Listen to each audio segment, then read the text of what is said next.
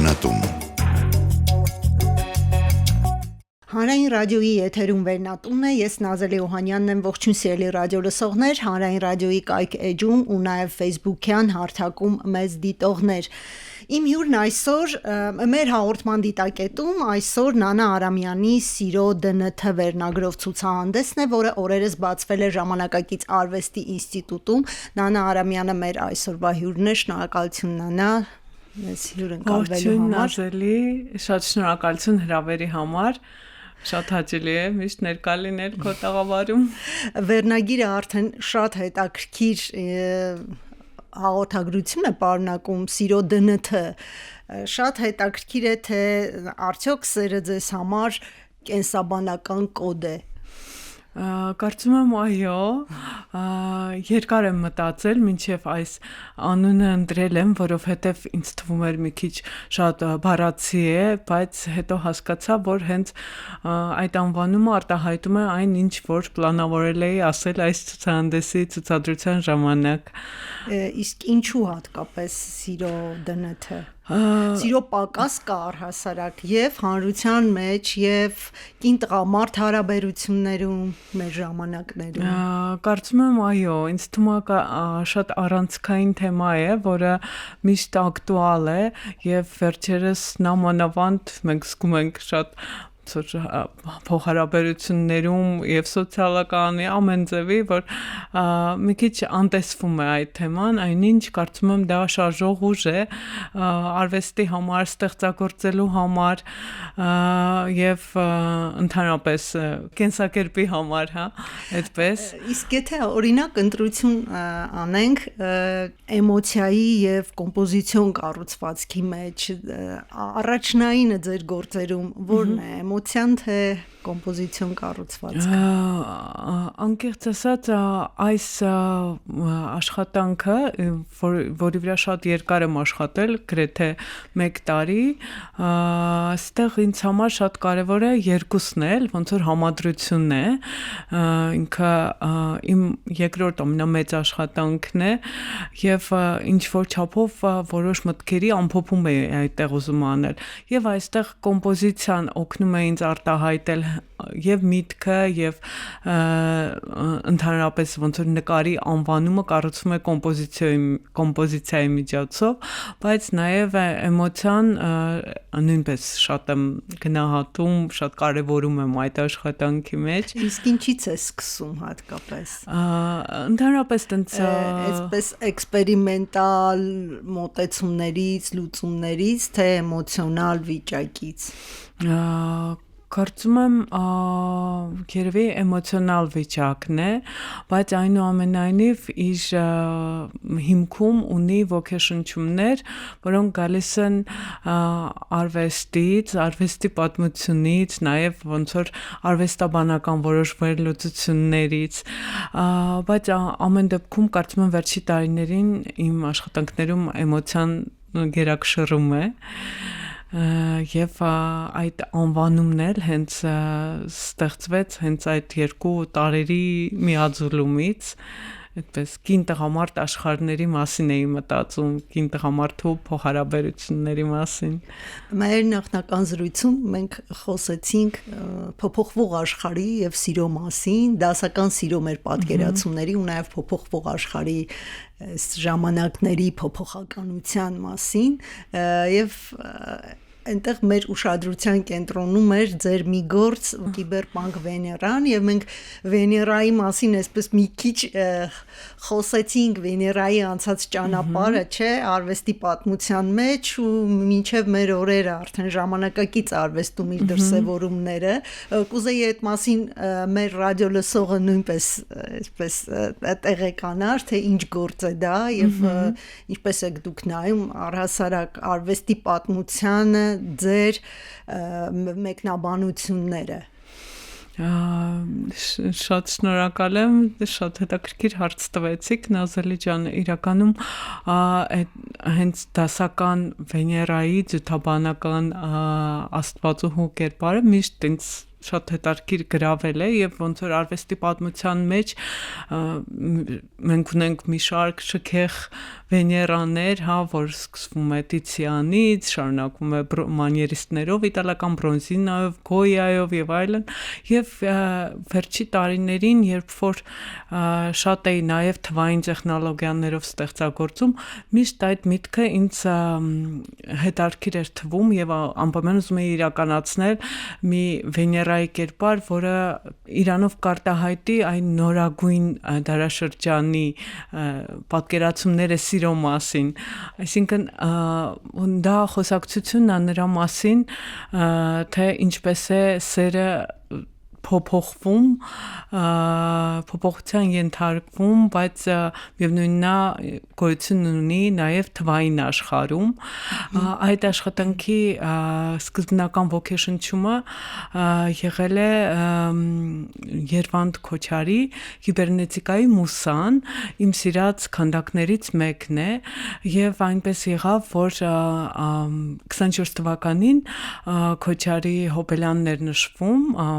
ամբողջ Հայաստանի ցուցասրահներում եւ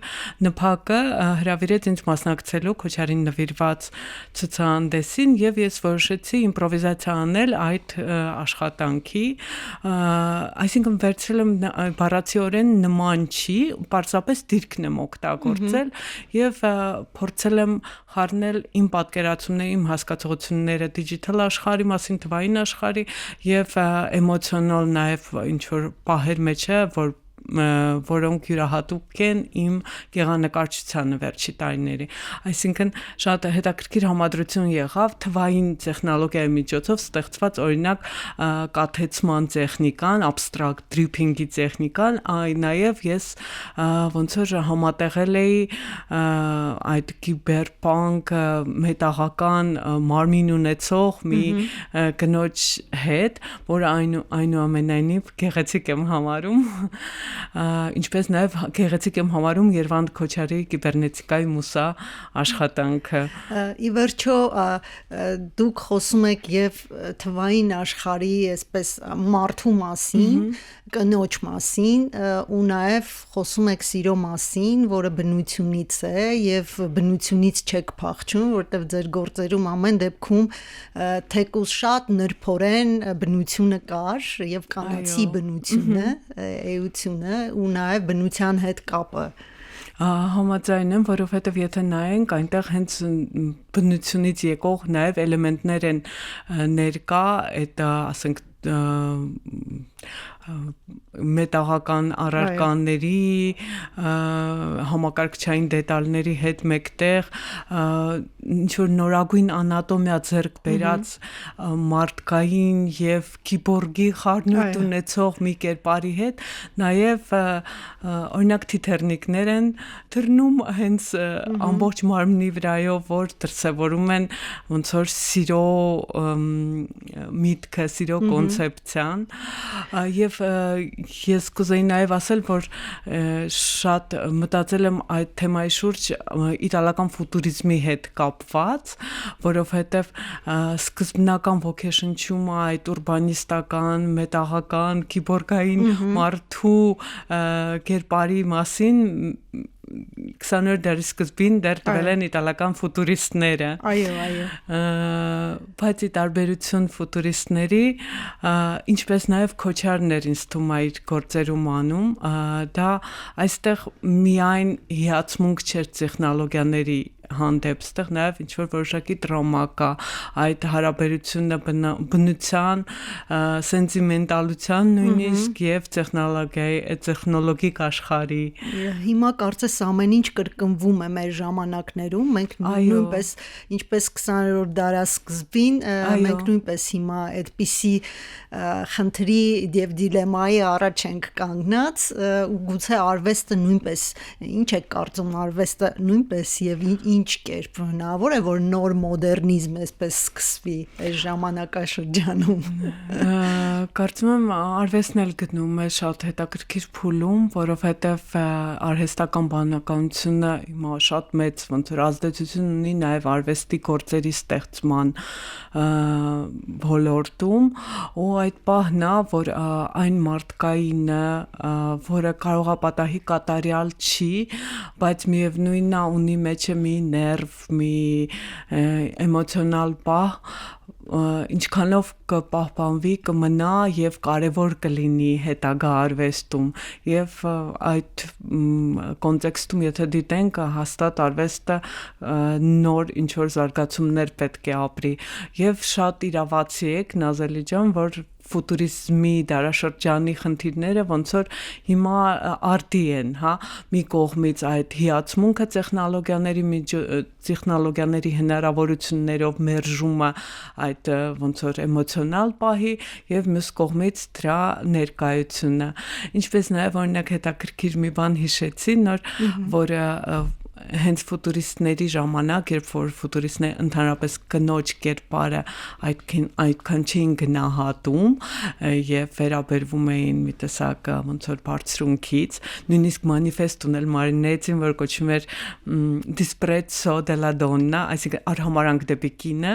մյուս կողմից կին արվեստագետ ֆուտուրիստները, օրինակ իր ընկերուհին Բենեդետտա Կապա, ինքը ստեղծում էր գործեր, որոնք շատ էմոցիոնալ էին եւ խոսում էր այդ էմոցիոնալ առանցքի կարևորության մասին արվեստի պատմության մեջ եւ ազդեցության մեջ, որովհետեւ արվեստի գործը նախ եւ առաջ երևի ազդում է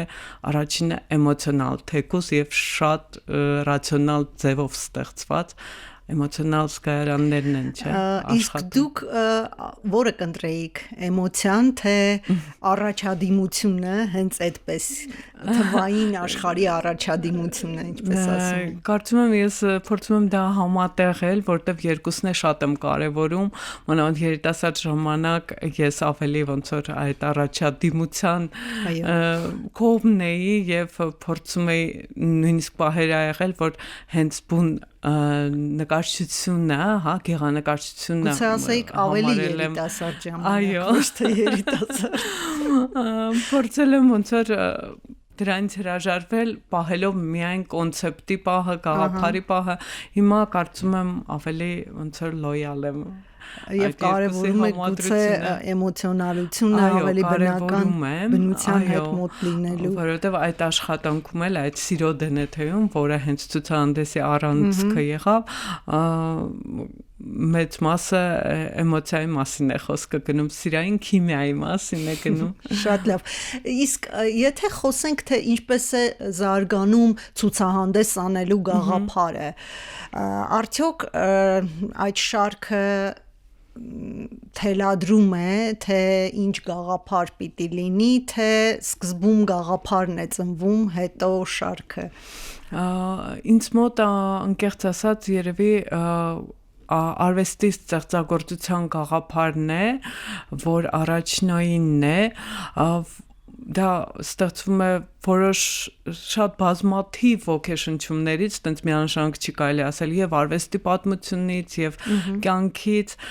եւ հետո դրա շուրջ, եթե ես հասկանում եմ, որ այդ ասելիքը մեծ է, կարեւորում եմ, եւ հասկանում եմ, որ ինքը կարող է դառնա մի ամբողջ ցուցադրություն, ոնց որ ընդլայնում եմ եւ աշխատում եմ այդ կոնցեպտի շուրջ, ստեղծելով, ասենք, բազմաթիվ գործեր, որոնք եւ հենց ցուցահանդեսն են կազմում։ Ձեր գործերում սյուրռեալիզմն է այսպես շատ առաջին պլանում եւ երկրորդ պլանում աբստրակցիոնիզմը եւ եթե փորձենք հասկանալ թե որտեղից է գալիս մի ուղղությունը եւ դեպի ուր է գնում, այսինքն դուք սկսում եք սյուրռեալիզմից եւ շարունակում եք դեպի աբստրակցիա, հա, այդպես կարելի է։ Ես անկեղծ ասած այս գործերի վերջի այդ աշխատանքի մեջ, որը լրիվ ինքը երևի թե սյուրռեալիստական հիմք ուներ, որոշ տարեր կար, որոնք արված էին այդենց abstract expressive ոնց որ միջոցով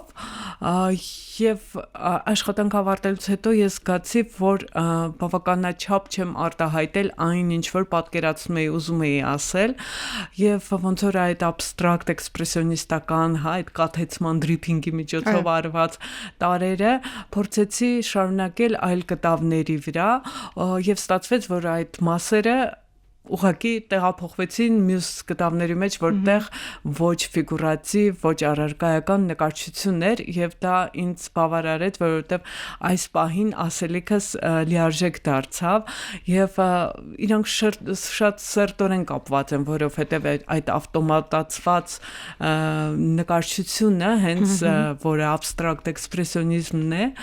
իր մեջ ունի անպայման սյուրռեալիզմի հիմքը, սյուրռեալիստական մտածողության հիմքը։ Ինչով է պայմանավորված գունային ընտրությունը առհասարակ, քանի որ հիմնականում գերիշխում էր կապույտի եւ մանուշակագույնի ֆոնը եւ հիմնական գույնը դա էր, մենք անցած մեր հարցազրույցի ժամանակ էլ կարծեմ այդ մասին խոսեցինք, բայց փաստորեն ձեր երկրորդ ցուցահանդեսի մեջ նույնպես դոմինանտ է մանուշակագույնը։ Դոմինանտ է վերջի երևի 10-ամյակից ավել արդեն իմ արվեստում շատ ոգևորում է ինձ հենց իր էներգետիկ ազդեցությամբ այդ գույնը եւ ինչ որ գրքի հետ եմ կապում, կարող է լինի եւ հոգեվոր գիրք եւ մտային գիրք եւ ոնց որ էմոցիոնալ գիրք, ամեն դեպքում ոնց որ գույնը որպես կոնցեպտ եմ վերցնում եւ մաքրում եմ ավելորդ, նույնիսկ մաքրում եմ ավելորդ էլեմենտներից, դա կարող են լինեն տեսողական էլեմենտներ կամ բառային ինչ որ էլեմենտներ, ուղղակի էմոցիոնալ ազդեցությունն եմ գույնի փորձում օգտագործել, այս դեպքում այդ մանուշակագույնը, կապույտը, նաեւ որոշ գործերում ուրիշ գույներ են ավելացել, այսինքն եւ կարելի ասել այս ցուցահանդեսով կամփոփվի մանուշակագույնը, թե զարգացում է ունենալու։ Չէ, ես դժվար հրաժարվեմ։ Դժվար լրիվ հրաժարվեմ, ճիշտ ասած, հիմա սկսել եմ աշխատել մի լրիվ նոր պրոյեկտի վրա, որը կարող է զարմացնի մարդկանց, որովհետև նույնիսկ կապ չունի այդ 26 թվականի արված այդ էքսպրեսիվ abstract գործերի հետ, բայց ինձ թվում է այդ գույնը անպայման ինչ որ չափով, ինչ որ տեղ պետք է ներկա լինի։ Նանա, երբ որ ես նայում եմ մեր հանրությանը, առհասարակ ու հատկապես սոցիալական ցանցերում, տիրույթում եւ ընդհանրապես այս քաղաքական, հասարակական խմորումները, հասկանում եմ, որ մարդիկ ավելի շատ սիրո կարիք ունեն եւ սիրո դնթն միանգամից ասոցացվում է փրկության մասին, այսպես եթե միանշանակ վերնագրին ենք ուշադրություն դարձնում, արդյոք դուք ուշադրություն դարձնում եք հանրության տրամադրություններին, այն թե ինչ է տեղի ունենում մեր շուրջը իրականությունը եւ փորձում եք արդյոք ինչ որ ձեր արվեստով մասնակցեք հանրության թող շատ վերամբարձ չհնչի բուժմանը, այսպես ասած։ Կարծում եմ շատ ճիշտ եք Նազելի ջան, որովհետև ես ինչքան էլ ուզենամ խուսափեմ դրանից, դա միևնույնն է ինձ կպնելու է եւ ոնց որ ես կամեր նկարիչը ընդհանրապես արվեստագետը բավականին կարծում եմ զգայուն էակ է մեր հասարակության մեջ, հնարավոր չի որ արվեստագետը այս կամ այն կերպով չարձագանքի ամեն ինչին, կարող է պատահի դա չարտահայտվի բառացի կերպով, հա, ինչ որ թեմաների շուրջ զրուցելուց, բայց մետաֆորիկ կերպով պարտադիր արտահայտվում է եւ կարծում եմ արվեստի ուժը դրանում է կայանում, որ արվեստագետը կարողանում է այն բաները, որոնք ավելի ոնց որ կենցաղային են կամ կոնկրետ թեմայի շուրջ են, ամփոփել եւ վերացնել ավելի մետաֆորիկ ասելիքի, ավելի համամարտկային ասելիքի, որը կհետաքրքրի շատ մարդկանց, բոլորը կարող են գտնել իր մեջ այդ արվեստի գործի մեջ ինչ որ մի բան եւ եթե գտան, եթե ինչ որ տեղի ունեցավ երկխոսություն, ապա դա շատ հաճելի է, ուրեմն չափով հաջողված է արվեստի գործը։ Իսկ դուք չեք փորձում արդյոք նմանատիպ նպատակներ դնեք, ձեր խնդիր դնեք արվեստի որպես հանրության հետ երկխոսության, սոցիալական հարցերի մասին տեսակետի եւ այլն։ Երկխոսությունը շատ եմ կարևորում արվեստի մեջ եւ ինձ համար շատ կարևոր է դիտորդի հետ կոմունիկացիան, շատ կարևոր է դիտորդի արձագանքը, իմ գոլեգաների արձագանքը, որովհետեւ ամբողջ հետաքրքրությունը դրանում է, որ դու կարողանում ես քո արվեստի գործը դարձնել ինչ որ չափով հանրային ոնց որ քննարկման առարկա եւ ոչ թե փակում ես քո արվեստանոցում եւ ոնց որ ինքդ քո չգիտեմ աշխարհում մնում ես, եփվում ես եւ ոչ ոք ոչինչ չի իմանում, հա, որովհետեւ այն պահը, երբ որ արվեստագետը ցուցադրվում է կամ հավակնում է ցուցադրվելու, դա հենց այդ երկխոսության կոչն է, որը շատ կարևոր է ինձ թվում։ Եթե այս թեման շարունակենք վերադառնալով անցյալ, այսինքն 90-ականների ակտ խումբը, երբ որ դուք փողոց դուրս եկաք դեմոնստրացիայով, այսպես դեմոնստրատիվ պլակատով, որը այսպես հայտ էր ներկայացնում արվեստը հանել ցուցասրահներից եւ բերել փողոց, այդտեղ տրամադրությունները իհարկե այլ էին, բայց այդ տրամադրությունները արդյոք որոշակի զարգացում ունեցան ձեր արվեստում։ Անպայման, իրականում դա շատ մեծ ազդեցություն էր այդ արտ դեմոնստրացիան թողել իմ վրա, իմ զարգացման վրա որպես արվեստագետ եւ արվեստի դեմոնստրացիան, այդ մանիֆեստը, այդ ոնց որ մեր պաստառներից մեկի վրա գրած էր, հա, որ ստեղծագործելը կփրկի մարդուն, արվեստը կփրկի մարդուն, դա առանցքային է իմ ամբողջ կյանքի ընթացքում, չնայած անցել է գրեթե 30 տարի, բայց իմ համար շատ կարևոր է այդ թեմաները։ Իսկ եթե արվեստը քաղաքական է, ամեն դեպքում ակտը ինչ որ իմաստով նաև քաղաքական էր, քաղաքականություն փոխելու մասին էր նաև, չէ՞։ Եթե խոսենք ինչ որ չափով ինքը կարծում եմ էլի նույն ֆուտուրիզմի հետ կարող է զուգահեռներ ունենալ, բայց ամեն դեպքում մեզանում արվեստը, մանավանդ ալտերնատիվ արվեստը միշտ էլ եղել է ոնց որ ինքը առանձին մի ուժ, որը ասելիք է ունեցել, հա, հակադրվել է որոշ այլ սոցիալական ոնց որ պահանջներին, հա, դիմադրել է եւ այդ առումով օրինակ ինձ էլի շատ կարեւոր է, որ մոդեռն արտ թանգարանում հայտնվեցի, ժամանակակից արվեստի թանգարանում հայտնվեցի, որը նշանակային ոնց որ արժեք ունի ինձ համար, քանի որ առաջին թանգարանն է ժամանակակից արվեստի ամբողջ սովետական միության տարածքում, որ ստեղծվեց 72 թվականին եւ այստեղ սկսեցին ցուցադրվել ալտերնատիվ էպոխային ալտերնատիվ նկարիչները, ոչ ընդունված նկարիչները։ Դրանից բացի սովորել եմ Թերլեմեզանում, որ կողքներ գտնվում եւ ուսանող տարիներին միշտ այնտեղ այցելում էի եւ շատ հաճելի էր տարիներ անց տեսնել իմ սեփական ստեղծագործության մեծ պաստառը կախած այնտեղ եւ կարծում եմ դա էլ է ինչ որ չափով ձեր հարցին պատասխանը վերադառնամ, որ դա հավակնություն է, հա, լինել նաեւ ինչ որ չափով դիմադրող ուժ, հա, ալտերնատիվ ուժ, այսինքն մի շերտ, մի մտավոր շերտ, որը անպայման ինչ-որ ասելիք ունի։ Նանա, իսկ դուք ձեր արվեստը համարում եք արդյոք խորհրդային մոդեռնիստների շարունակողը, այսպես ասած, զարգացնողը։ Իմ վրա շատ է ազդել եւ կարծում եմ իհարկե, քանի չնայած նոր սերունդ էի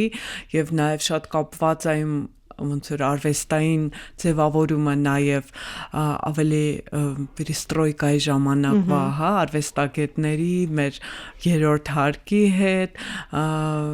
եւ ակտ խմբի, բայց այնուամենայնիվ ոնց որ արժեքները կարծում եմ հենց գալիս են այդ խորհրդային մոդեռնիզմի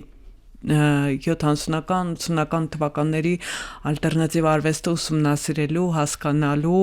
այդ դերը նույնիսկ մի քիչ նոնսենսային ընդհանուր ամբողջ 20-րդ դարի արվեստի պատմության մեջ, որովհետև բաներ կա, որ շատ վաղուց են եղել 20-րդ դարի արվեստի ոնց որ լանդշաֆտում մեծ մոտ ուշացումով են տեղի ունեցել եւ ունեցել են տեղային բնույթ։ Նանա, ես գիտեմ, որ ձեր հայրը նույնպես հայտնի սյուրռեալիստ, եթե չեմ սխալվում, նկարիչներից է մեր հայ կերպարվեստում։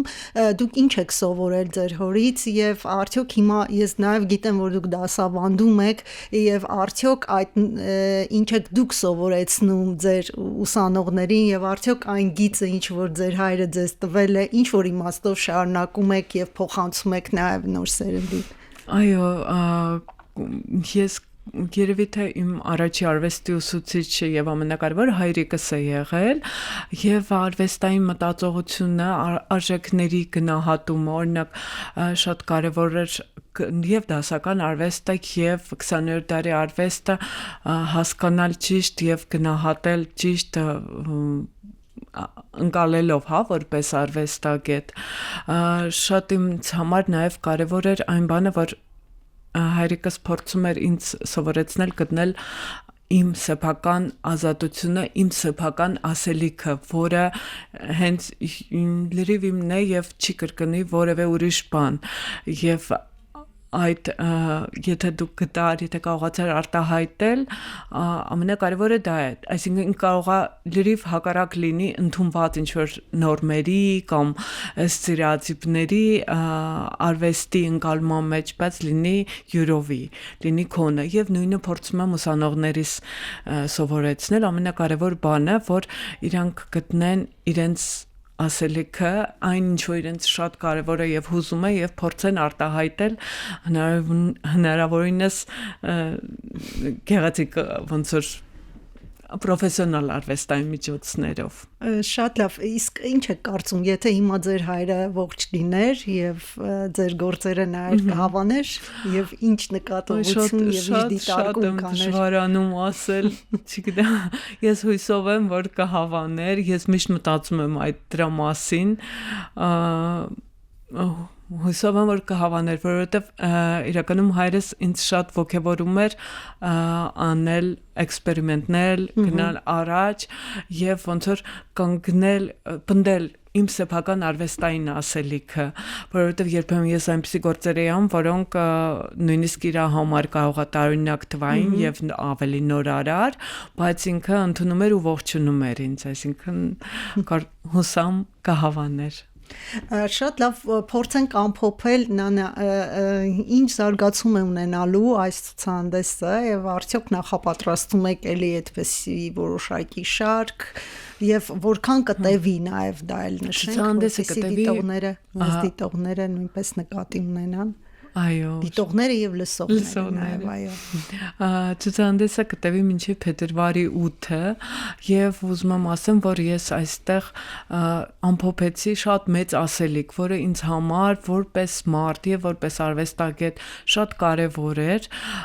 եւ շատ ուրախ եմ, որ արձագանքները լավն են եւ երիտասարդների մեջ, ուսանողներից մեջ եւ ավագ սերնդի մեջ, նույն հայրիկիս ընկերների սերնդի մեջ, կարծում եմ ինչ որ չափով ինչքան կարողացա արտահայտել եմ ասելիքս այս ցուցահանդեսում եւ մի ուրիշ պրոյեկտ եմ պատրաստում, որը ասենց ուղղակի չեմ ուզում շատ պատմեմ, բայց մանկության հետ է կապված այդպես։ Մանկությունը էլի մանուշակագույն ունի, երանգ ունի, էլեմենտներ կունենա, կարծում եմ, այո։ Իսկ ընդհանրապես այսօր մեզանում սովորություն կա ամեն հարցի պատասխանը ուղղել ChatGPT-ին, արհեստական բանականությանը։ Դուք ինչի մասին եք հաճախ դիմում, եթե դիմում եք իհարկե արվեստի հետ կապված։ Ճիշտն ասած արվեստի հետ կապված չեմ դիմում, որովհետև չի ստացվել մեր երկխոսությունը, ChatGPT-ին սիրում է հնարել ինչ-որ բաներ, որոնք գոյություն չունեն ու այսինքն փաստեր չի բերում։ Ավելի կապատայի տեխնիկական պահերով եմ դիմում, բայց տենց երկխոսություն որպես արվեստի Իսկ դա որպես գործիք հնարավոր է համարում հետագայում որպես օգնական ուժ ձեր արվեստում։ Հա, կարծում եմ կարող է ինքը որպես գործիք ներկա լինի, դե հնարավոր չի դրանից խուսափել։ Ինչպես նաև օրինակ վերջերս ընդունված է արհեստական բանականության միջոցով ստեղծված գործերի շուրջ պոլեմիկա ծավալել, դա դեռ համարում եմ շատ երկակի, որովհետև այդ գործերում չկա այն կարևոր այդ էմոցիայի պահը, որ բնորոշ է մարդու ստեղծածին։ Շատ լավ, շնորհակալություն, թերևս այսքանը հետաքրքիր էր ձեզ հետ զրուցել, անվերջ կարելի է զրուցել, որովհետև ինքը եւ տեխնոլոգիաների թեման կա ձեր արվեստի տիրույթում ու նաեւ կա էմոցիոնալությունը, կանացի ինքնությունը եւ այլն։ Շնորհակալություն Նանա, սիրելի ռադիոլսող, իմ հյուրն այսօր արվեստագետ Նանա Արամյանն էր, մենք խոսում էինք իր նորաբաց ցուցահանդեսի մասին, ժամանակակից արվեստի թանգարանում, եթե ժամանակ ունեք անպայման այցելեք, դիտեք։ Զրույցը վարեց Նազել Յոհանյանը, կհանդիպենք։